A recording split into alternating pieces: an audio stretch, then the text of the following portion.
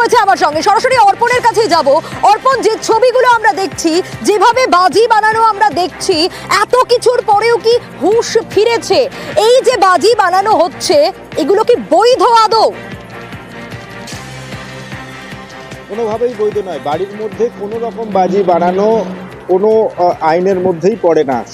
এই বাজি তৈরি করতে গেলে নির্দিষ্ট যে জায়গা লাগে, বাড়ির থেকে বা ঘন বসতিপূর্ণ এলাকা থেকে যে দূরে গিয়ে বাজি বানানো, সেই কোনো নিয়ম মানা হয় না। চম্পাহাটি হাড়াল বাজি বাজার সহ এলাকার যে মানুষরা যারা বাজি বানান, তার কয়েকটি কারণ রয়েছে। 2021 সালে ক্লাস্টারের জন্য তারা আবেদন জানিয়েছেন। সেই ক্লাস্টারের আবেদন মঞ্জুর হয়েছে। 19 জন এখানে বাজি তৈরির জন্য তারা লাইসেন্স পেয়েছেন, কিন্তু আজ পর্যন্ত সরকারের কোনো এক বিশেষ কারণে তারা এখনো পর্যন্ত সেই ক্লাস্টার শুরু করতে পারেনি। ক্লাস্টার কিভাবে শুরু হবে সেখানেও কিন্তু বেশ কয়েকটি পদক্ষেপ রয়েছে। জমি নির্ণয় করা, সেখানে ফায়ার ব্রিগেডের যেমন ব্যবস্থা থাকবে, তার পাশাপাশি ক্লাস্টারের যে মূল কাজ, সেখানে বাজির যে সংরক্ষণ এবং সেখানে বাজির যে মজুত করার জন্য এবং সেলিংয়ের জন্য যে জমির প্রয়োজন, সেই জমি ইতিমধ্যেই স্থানীয় মানুষজন এবং সরকারি জমি অধিগ্রহণ হয়েছে। 2019 সাল থেকে অ্যাপ্লাই, 2021 সালে। অর্পণ, বাজি ব্যবসায়ীরা তারা কি দাবি করছেন? কেন এভাবে অবৈধ কারবার চলছে? তাদের দাবি তারা বৈধভাবেই সবটা করতে চাইছেন, কিন্তু সরকারের থেকে নাকি তারা সে অর্থে সাহায্য পাচ্ছেন না।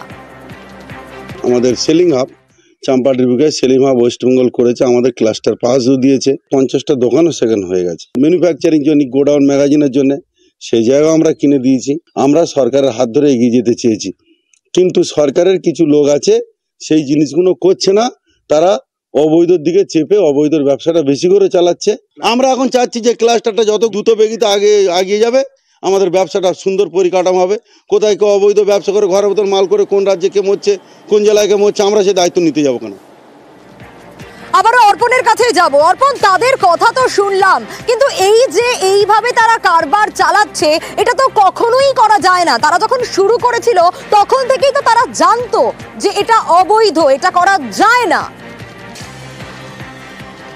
দেখো, এই এলাকার কয়েক লক্ষ মানুষ তারা এই বাজি তৈরির সঙ্গে যুক্ত। এখানে কোনো বিকল্প আয়ের ব্যবস্থা নেই। 80-র দশকের পর থেকে প্রথমে যখন শব্দবাজি আসে, তখন থেকেই এই চম্পাহাটি হাড়াল, পশ্চিমবঙ্গ নয়, পশ্চিমবঙ্গের বাইরে, এমনকি দেশের বাইরেও তারা বাজি পাঠাতেন। এখান থেকেই বুড়িমার চকলেট উৎপন্ন হয় এবং তারপরে দেশ জুড়ে তাদের ব্যবসা শুরু হয়। এই ব্যবসার সঙ্গে যারা বেকার যুবক ছিলেন তারা যেমন যোগ হয়ে গেছিলেন। 80 দশকের পর থেকে 2024 এখানকার মানুষজন তারা বাজি তৈরির সঙ্গে যুক্ত। তারা একমাত্র তাদের কুটির শিল্প হচ্ছে বাজি। এখানে সেলিং লাইসেন্স কত রয়েছে? 580 জনের সেলিং লাইসেন্স রয়েছে। তাহলে সরকারের কাছে তারা আবেদন জানিয়েছিলেন যে ক্লাস্টার যখন এলো, সবুজ বাজি, সেই বাজি তৈরির জন্য তারা অনুমোদন চেয়েছিলেন, পেয়েছেন। কিন্তু সরকারের পক্ষ থেকে ক্লাস্টারের জন্য যে জমি অধিগ্রহণের পর সেখানে যে ক্লাস্টার তৈরি হওয়া, সেটার জন্য কিন্তু ইতিমধ্যেই 5 বছর অতিক্রম। এই জন্যেই এলাকার মানুষজন তারা চাইছেন সরকার সব বিষয়ে যেমন তদারকি এবং তৎপরতার সঙ্গে কাজ করে, এ বিষয়েও সরকার যেন দ্রুততার সঙ্গে তারা ব্যবস্থা নিলে এই বাজি শিল্প বাঁচবে। আর এই বাজি শিল্প বাঁচলেই সেখানে দেখা যাবে কয়েক লক্ষ মানুষ তারা কর্মসংস্থান ফিরে পাবেন। এখানকার মানুষজন, তুমি ছবিতেই দেখতে পাচ্ছিলে, মহিলারা যেমন বাজি তৈরিতে পটু, তেমন কিন্তু পুরুষরাও এই বাজি তৈরি করছেন।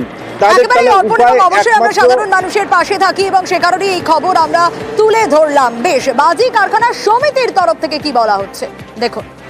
ক্লাস্টার এগিয়ে চলেছে, হাবও এগিয়ে চলেছে। আমাদের ফায়ার ব্রিগেডের জন্য আমরা জায়গা দিয়েছি, সেখানে আমাদের সবকিছু রেডি হয়ে গেছে, শুরু হবে। এটা তো সময়ের ব্যাপার আছে না। আমরা যদি এক্ষুনি বলি যে আমাদের ওটা করেই দিতে হবে, হবে আস্তে আস্তে। কল্যাণী